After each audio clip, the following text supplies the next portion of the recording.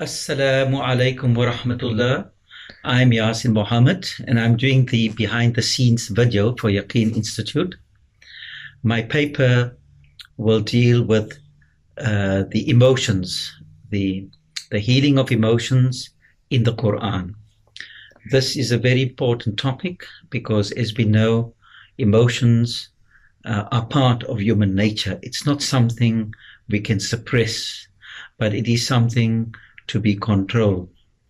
And the Quran provides us the guidance as to how we should control it. Allah states in the Quran, Shifa'un lima fi sudur, that it is a cure for what is in the hearts. And reference to the hearts here, meaning the spiritual illnesses of the hearts, which includes the negative emotions such as jealousy and enmity. The Quran provides us guidance as to how to moderate these emotions. So, as I said, emotions are something natural, but of course it needs to be moderated. If you look at even the prophets, the various prophets in the Quran, they faced trials and tribulations. They went through fear. They went through sorrow. Take Yaqub alayhi salam. Yaqub alayhi salam lost his son, or rather his son disappeared. And he went through a long period of sorrow, of sadness, to the extent that he was in tears and he became blind. But now one might say, but he is a prophet and he should accept divine destiny. It's not that he's not accepting qada wa qadr, or the destiny of Allah. He is accepting the destiny.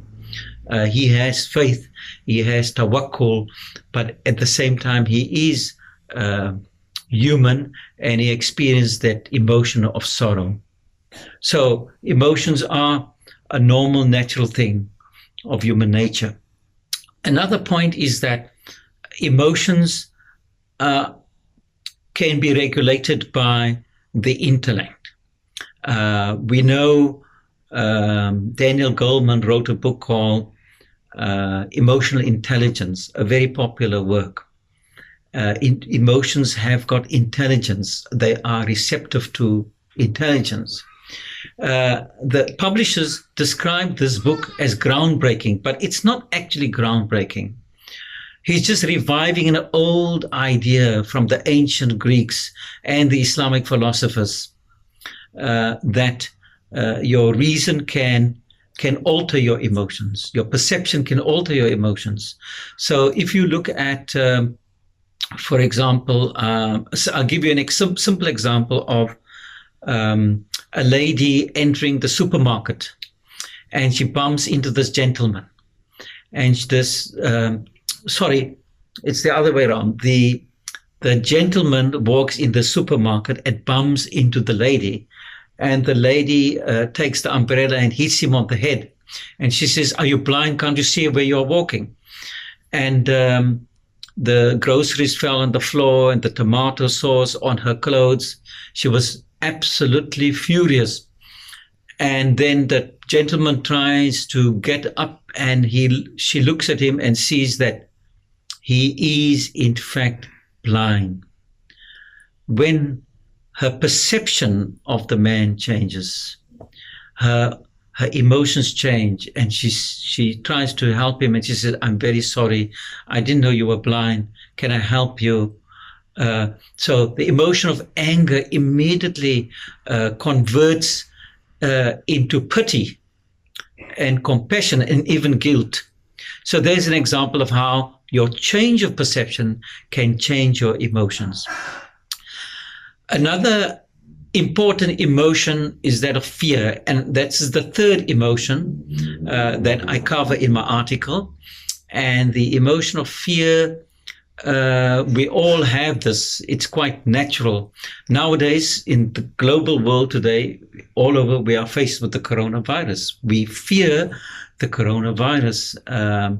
Either Through illness, we fear that it might make us ill, or it might cause us to die. People fear death as well, so we try to take precautions.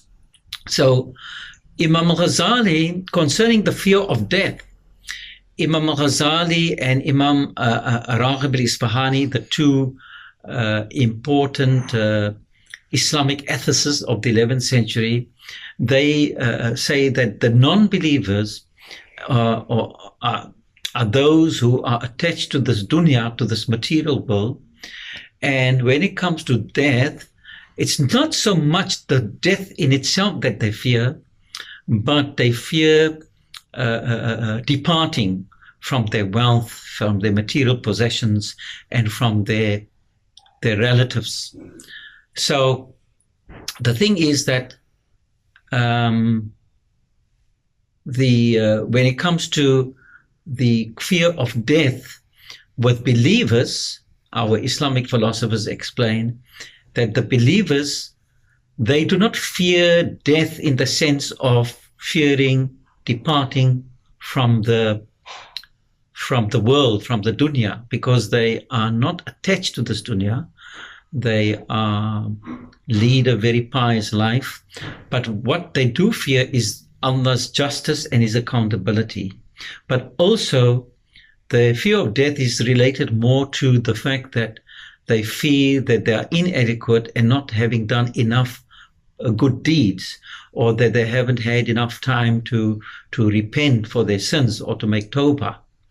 So, in short, these are the three emotions that I cover: the emotions of fear, of sorrow, and basically these are natural emotions, but if they are extreme, if they are in its extreme form, these emotions can be quite damaging to the soul and to the psyche.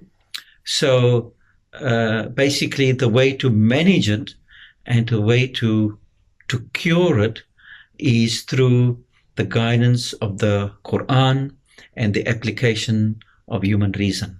Shukran. I hope you enjoyed the article. Assalamu alaikum wa rahmatullahi wa barakatuh.